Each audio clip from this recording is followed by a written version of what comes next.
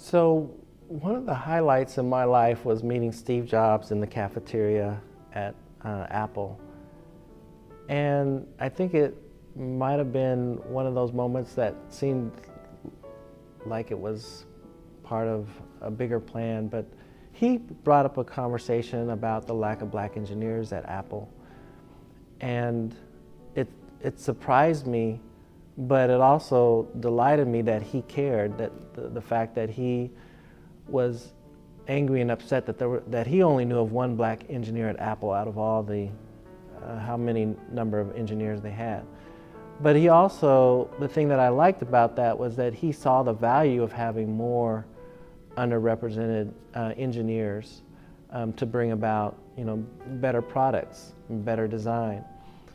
And so when he hired me to become Apple's first senior engineering diversity manager, it was a big challenge trying to figure out how to help them become more diverse.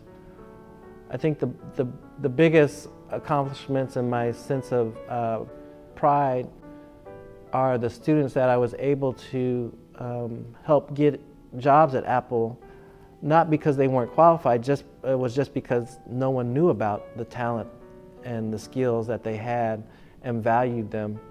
And to see how well they're doing now at Apple, but also some of them that have moved on to other technology companies in Silicon Valley or elsewhere has really made me happy, but also being able to continue to hopefully be a thought leader that Apple can look to for encouragement and ideas on how to make companies like Apple or Google, for that example, or Facebook and all the other technologies more diverse.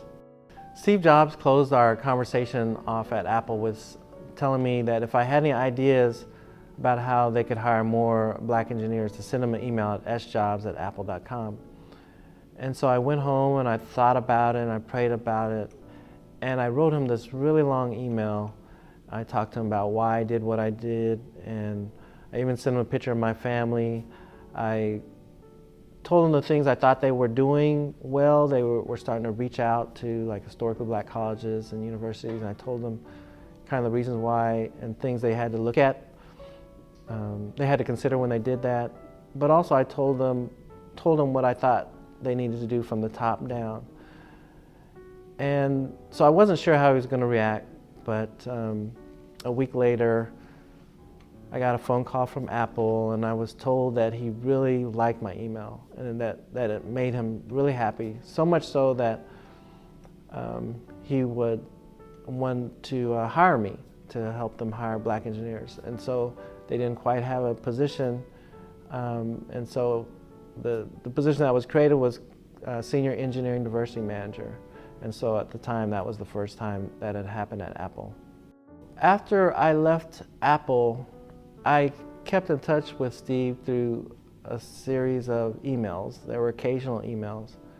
And my last email to him was a few months before he passed away.